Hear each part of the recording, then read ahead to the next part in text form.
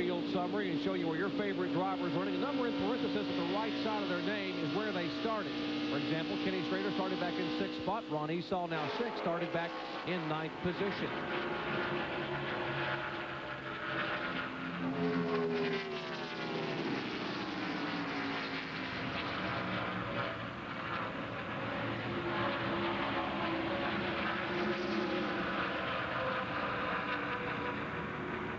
With the job Butch Gillen is doing in that 38 car, Kyle, because these fellas just do not run these fast speed racetracks, but he's hanging in there, keeping up with Schrader and keeping David Green behind him. You know, they don't run a lot of high speed racetracks, and there is a big transition from a shorter track, and the majority of the tracks they run on the West Coast to a bigger track like this, or the Las Vegas facility, or the Phoenix facility where they run sometimes. So for these guys to be able to race with a Kenny Schrader or a David Green or a Mike Wallace is pretty impressive stuff. In fact, this is only the 12th time that they have had a standalone event on a super speedway since the Winston West Series began the modern era back in 1971. They haven't had much practice coming to super speedway. They ended last year at Las Vegas, and Kenny Schrader won that one. There are the first 5 cars. Schrader, Gilman, David Green, Gary Smith, and Mike Wallace.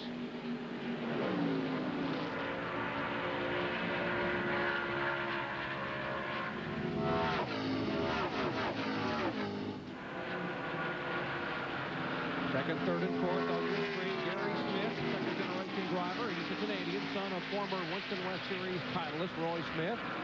Ron Esau down in the car number 2, being shown in 6th position. It is somewhat of a challenge in the car number 21. John Kinder, you see 86 car, which Rich Woodland looks like whatever problem he had has been cured, because here he comes on the inside of Kinder. Jack, did he have a problem? Jerry, believe it or not, all that happened to Woodland was he went down into the corner, went a little too high, and he said, I had to back out of it for a couple of laps just to catch my breath. So he's got no problems with the car. He just had to get gathered back up mentally, and now he's going back racing.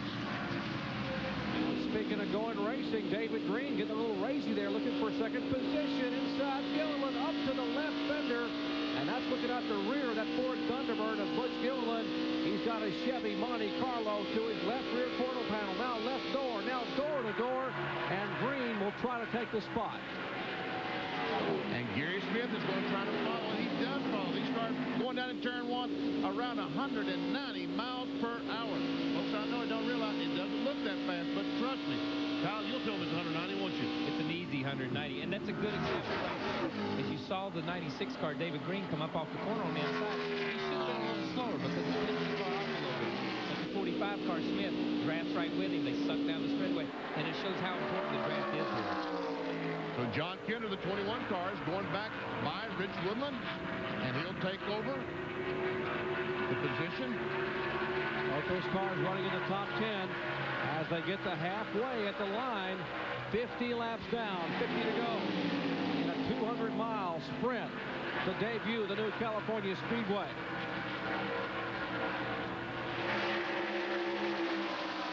And Gilliland trying to take his spot back away from Gary Smith.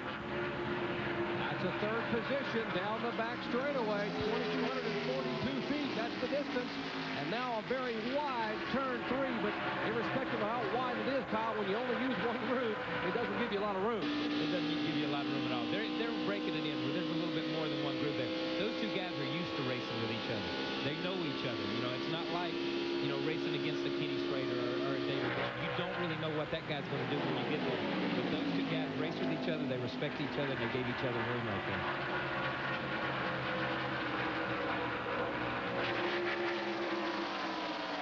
Once again, Gilliland gets a great run off the corner.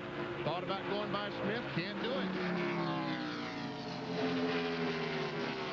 what happens a lot of times on a racetrack like this, and you know, we saw it last week at Michigan in the ARCA race, is even though this track is brand new and stuff, you get set up for one corner and you're fast in one corner, but you're not as fast as somebody else to the other corner. And that seems to be the thing here. The 45 car is faster through 3 and 4, but the 38 car is faster through 1 and 2. Smith and Gilliland running in third and fourth. They are battling for a championship. Just 7 points separate these two drivers, so they're not only battling on the racetrack, they want to win the West titles. Green flag racing action from California Speedway. We'll come back with more after this message and a word from our ABC stations. Stay with us. Back at Fontana, California, California Speedway, our ABC coverage continuing of the Auto Club 200 NASCAR Winston West event. Tonight on ESPN, 8 o'clock Eastern, 5 Pacific, the NASCAR Craftsman trucks take to the high banks of Bristol, Tennessee. It's Thunder Valley. It'll be hosting the Load Handler 200.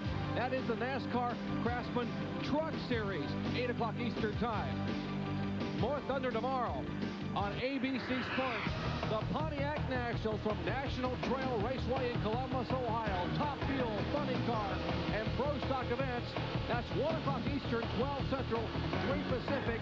NHRA drag racing action tomorrow on ABC Sports. And there's their leader, Kenny Schrader, still continues to lead. Just completed his 58th lap as he goes by Larry Gunzelman, who's back on the racetrack. There's second place, David Green. And Stan Obrist, the 12th car on the inside, as Gary Smith, the black car, the third place car, closes up on the back of Obrist. Butch Gilliland in the red car, right side of your screen, coming around Obrist. He's the fourth place car. Both the 45 and the 38, the third, fourth place cars, each have won twice this year in Winston West competition.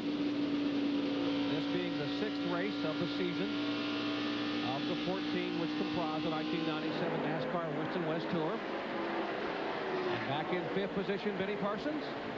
Mike Wallace, the span car. The Winston West race. It looks like he's falling back a little bit, Jackaroo.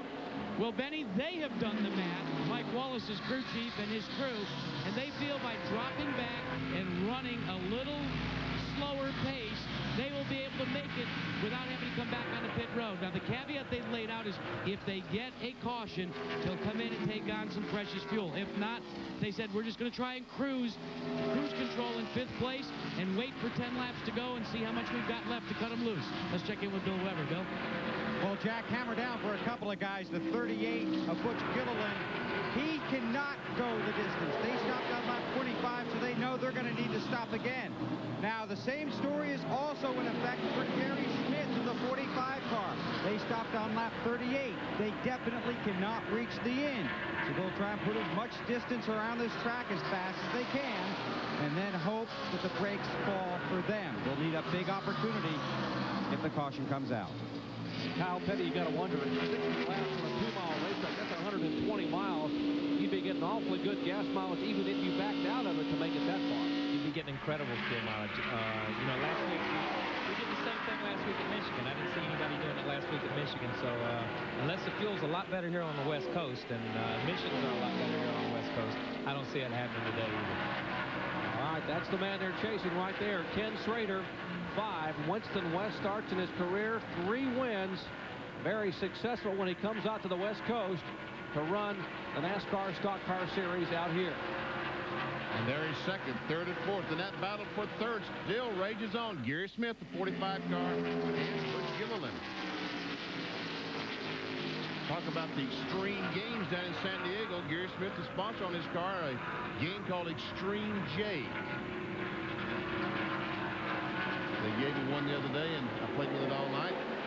Got me very frustrated. Drive with a little bloodshot of playing games at night. Riding along there. Roof camera getting somewhat of a perspective on the front 3 cars. Actually, that's second and third. Kyle, that groove is widening out real well down these corners. Yeah, it's really getting a lot wider from the center of the corner out. If you notice, they're still kind of tiptoeing into the corner when they get there as far as finding where they want to be. But as far as from the center, when they begin to accelerate, the acceleration lane off is getting a lot wider. Well, if you just joined us, we opened the day with quite a bit of action. We had one caution on lap 2, another one on lap 11. The second one, an inferno on the racetrack. And fortunately, Jack Root, that driver, was able to walk away. And he's walked his way right here to the back of pit road. Dale French, tell us about the barbecue with your race car. Well, I got into the wall there in turn 2 and smelled smoke. My spotter's on the radio said, Darrell, get out of the car. and the smoke got kind of heavy. I had a little bit of a hard time getting out, but Nevada Auto Test Center Ford let me out, and I'm feeling okay. The car's a wreck. A little bit disappointing. We were hoping to do real well today. The car was real fast. Maybe being back with the cars that weren't quite so fast was a little bit of my demise, trying to get up to the front a little bit too fast.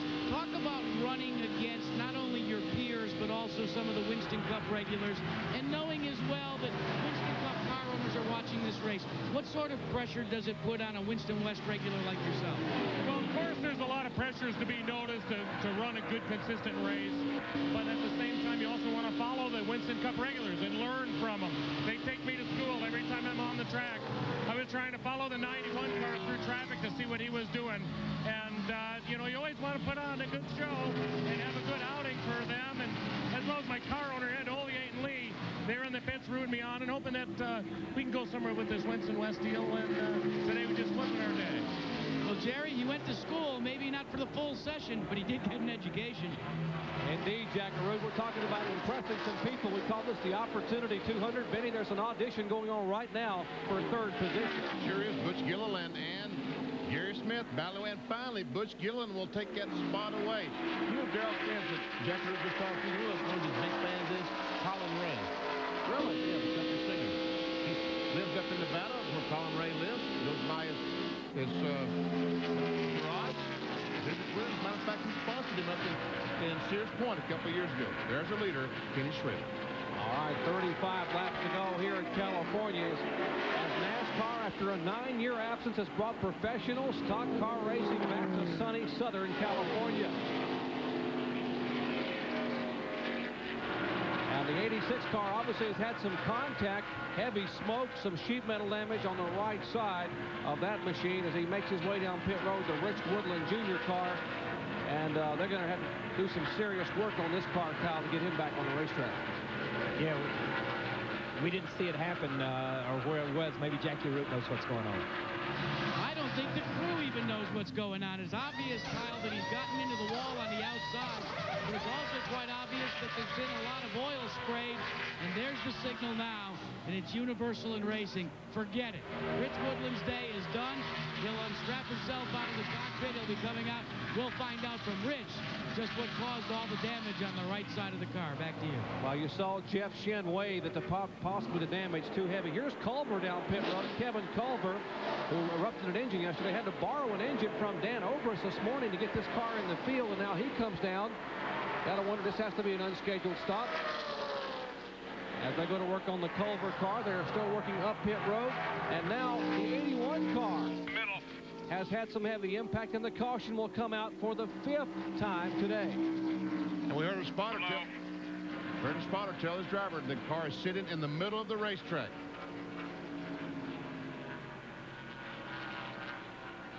Jeff Davis, car number 81, sits there with the camera panning as the cars go by.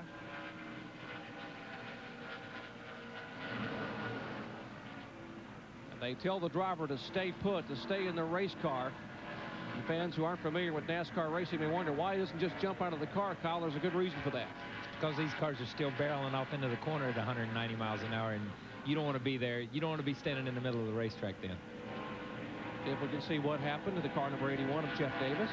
Comes off the corner all by himself and just backs her in the fence, and heavy contact in the wall. Wow. That's the speed Benny Parsons was talking about a moment ago, 190 miles an hour as they entered the turn. Now from the roof cam.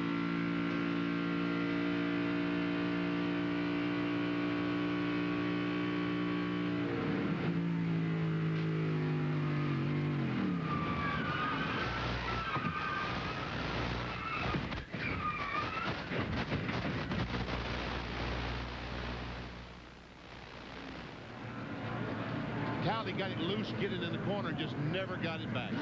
Yeah, I'm not so sure that he didn't have some trouble before he ever got to the corner, because before he ever made the turn to get down in there, it wiggled a little bit, as you can see.